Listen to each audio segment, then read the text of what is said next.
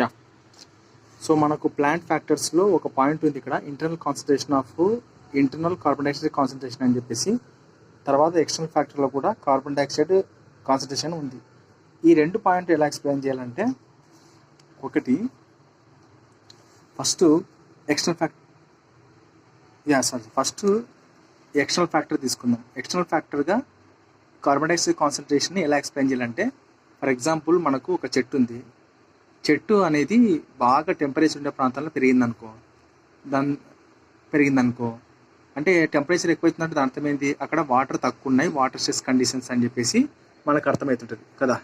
So అర్థమవుతుంటుంది అంటే ఇది heavy sunlight water stress కండిషన్లో ప్లాంట్ చుట్టుపక్కల బయట టెంపరేచర్ పెరుగుతున్నప్పుడు ఏమవుతుంది, ఆటోమేటిక్గా ఏమవుతుంది అంటే, ఈ స్టొమాటో ఉంటాయి కదా, స్టొమాటా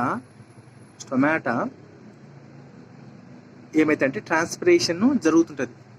అంటే ఏంది, వాటర్ బయటికి వెళ్తూ ఉంటాయి.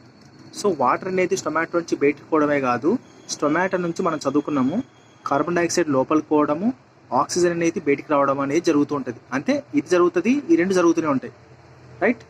ఎప్పుడైతే మనకు టెంపరేచర్ అనేది ఎక్కువైందనుకో, టెంపరేచర్ అయితే ఎక్కువైతే ప్లాంట్ చుట్టుపక్కల ఈ ప్లాంట్లో ఉండే స్టొమాటో అనేది ఏమవుతుంది, క్లోజ్ అవుతుంది ఇట్లాగా, రైట్. క్లోజ్ అయినప్పుడు లోపలికి వెళ్ళిన కార్బన్ డైఆక్సైడ్ అనేది బయటికి వెళ్ళిన ఆక్సిజన్ అనేది ఇంకా స్టాప్ అయిపోతుంది. లోపల ఎంతైతే ఆక్సిజన్ ఉందో అలాగే ఉండిపోతుంది, లోపల కార్బన్ డైఆక్సైడ్ ఎంత ఉందో అంతే ఉండిపోతుంది అనమాట. ఓకే. సో అప్పుడు అందుకే ఏమంటున్నాడు ఇక్కడ, కార్బన్ డైఆక్సైడ్ డిక్రీజ్ అవుతుంది అన్నాడు. ఎందుకు డిక్రీజ్ అవుతుంది అంటే, ఇప్పుడు లోపలికి వెళ్ళిన కార్బన్ డైఆక్సైడ్ అనేది ప్లాంట్ ఫోటోసింథసిస్ చేసుకోవడానికి కార్బన్ డైఆక్సైడ్ ఉపయోగించుకుంటుంది. ఎప్పుడు స్టొమాటో ఓపెన్ అయింటే కార్బన్ డైఆక్సైడ్ లెవెల్ అనేది లోపలికి వెళ్తూ ఉంటుంది. స్టొమాటో క్లోజ్ అయిపోయింది కాబట్టి లోపలికి వెళ్ళిన అది మాత్రమే కార్బన్ డైఆక్సైడ్ ఉపయోగించుకుంటుంది. అంటే రాంగ ఏమవుతుంది, కార్బన్ డైఆక్సైడ్ తగ్గుముఖం పడుతుంది లోపల, అది ఇక్కడ చెప్తుంది అనమాట. ఓకే. తగ్గుముఖం పట్టినప్పుడు మరి ఏ కాన్సన్ట్రేషన్ ఎక్కువైతుంది అంటే, ఆక్సిజన్ కాన్సన్ట్రేషన్ అనేది ఎక్కువ అవుతుంటుంది. ఎందుకంటే ఆల్రెడీ లోపలికి వెళ్ళిన కార్బన్ డైఆక్సైడ్ ఎక్కువ ఉంటుంది, కార్బన్ డైఆక్సైడ్ ఉపయోగించుకొని ఫోటోసిన్సిస్ ద్వారా కూడా వస్తుంది కదా ఆక్సిజన్, ఇది ఎక్కువవుతుంది. ఈ రెండు ఎక్కువ కావడం వల్ల మనకేమవుతుందంటే ఆక్సిజన్ కాన్సన్ట్రేషన్ ఎక్కువైపోయి దీనికి రుబిస్కోన్ ఎంజైమ్ వచ్చేసి అతుక్కుంటుంది.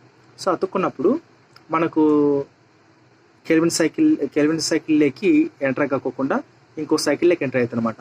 సో అప్పుడు ఏమైతే ఫోటో రెస్పిరేషన్ జరుగుతుందని నేను ఆల్రెడీ వీడియో చేసినాను, ఫోటో రెస్పిరేషన్ జరుగుతుందని అది.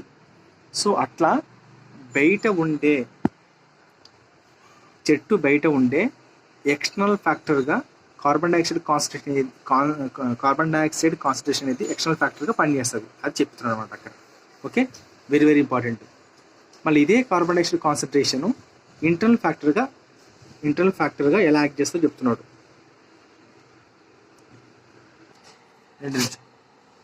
సో లోపలికి వెళ్ళిన కార్బన్ డైఆక్సైడ్ ఇది ఇంటర్నల్ ఫ్యాక్టర్, గుర్తుపెట్టుకోండి. C4 ప్లాంట్లో లోపలికి వెళ్ళిన కార్బన్ డైఆక్సైడ్ అనేది కెల్విన్ అంటే ఇక్కడ నుంచి వస్తుంది. మ్యాలెట్ అనేది పగిలిపోయి బండి స్థితిలోకి ఎంటర్ అయినప్పుడు ఇక్కడ పైరువేట్గా కార్బన్ డైఆక్సైడ్ రిలీజ్ అవుతుంది. ఈ కార్బన్ డైఆక్సైడ్ ఏం చేస్తుంది, కెల్విన్ సైకిల్లోకి ఎంటర్ అవుతుంది, గుర్తుపెట్టుకోండి. ఎంటర్ అయినప్పుడు ప్రతిసారి C4 సైకిల్లో మనకు కార్బన్ డైఆక్సైడ్ కాన్సన్ట్రేషన్ పెరగడం వల్ల ఈ రుబిస్కోన్ ఎంజైమ్ ఆక్సిజన్ కానీ కార్బన్ డైఆక్సైడ్ కానీ ఉందనుకో, ఫస్ట్ అటాచ్ అయ్యేది కార్బన్ డైఆక్సైడ్కి అటాచ్ అవుతుంది అనమాట. ఓకే, ఫస్ట్ అటాచ్ అయ్యేది కార్బన్ డైఆక్సైడ్కి అటాచ్ అవుతుంది. కాబట్టి ఈ rubisco enzyme carbon dioxide concentration పెరగడం వల్ల దీంతో అటాచ్ అయిపోయి సైకిల్లోకి ఎంటర్ అయిపోయి షుగర్ కానీ సుక్రోజ్ కానీ ఫామ్ అయ్యి ఇది మొక్కలోని ఫ్లోయంలోకి వెళ్ళి అక్కడ ఆహారం తయారైపోయి ఎక్కడ అవసరం ఉందో అక్కడికి పంపిస్తుంది అని మనకు తెలుసు. అందుకే అంటూ ఉంటారు, కెల్విన్ సైకిల్ ద్వారా మనకు సుక్రోజు బండిల్ సిత్ సెల్లో ఫామ్ అవుతుంది అని చెప్తుంటారు, రైట్. ఇక్కడ నేను చెప్పే పాయింట్ ఏంటంటే, ఇక్కడ చూడండి, ఫోటో రెస్పిరేషన్ జరగదు. ఎందుకు చెప్పు, ఆక్సిజన్ కాన్సన్ట్రేషన్ అనేది పెరుగుతులేదు. ఇక్కడ ఓన్లీ కార్బన్ డైఆక్సైడ్ మాత్రమే వస్తుంది ఇక్కడికి కదా, కార్బన్ డైఆక్సైడ్ మాత్రమే వస్తుంది. కాబట్టి అలాంటి పరిస్థితుల్లో మనకు రుబిస్కో కార్బన్ డైఆక్సైడ్తో ఫామ్ అయి ఫోటో రెస్పిరేషన్ జరగదు. అసలు ఫోటో రెస్పిరేషన్ అంటే ఏంది? మనిషి గాలి పీల్చుకున్నట్టుగా ఆక్సిజన్ని లోపలికి పీల్చుకోవాలా, కార్బన్ డైఆక్సైడ్ని బయటకు వదలాలా. దాన్ని ఏమంటారు? హ్యూమన్ రెస్పిరేషన్ అన్నారు. కానీ ప్లాంట్ కూడా మనిషి మాదిరే చేస్తుందంట. ఏమని? ప్లాంట్ ఆక్సిజన్ లోపల తీసుకొని కార్బన్ డైఆక్సైడ్ని బయటకు వదిలేస్తుంది. యాక్చువల్గా రివర్స్ జరగాల.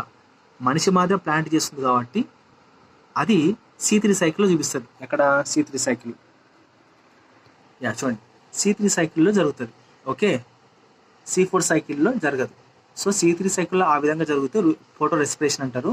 C4 ప్లాంట్స్లో జరగదు కాబట్టి ఫోటో రెస్పిరేషన్ జరగదు అని చెప్పేసి చెప్తారు. కాబట్టి carbon dioxide concentration outside external ఫ్యాక్టర్గా పనిచేస్తుంది, ఇంటర్నల్గా ఇలా పనిచేస్తుందని రాయొచ్చు అనమాట. అందుకే ఇది ఇంటర్నల్ ఫ్యాక్టర్ ఇక్కడ, ఇదేమో ఇది ఎక్స్టర్నల్ ఫ్యాక్టర్ అని చెప్పేసి చెప్పొచ్చు.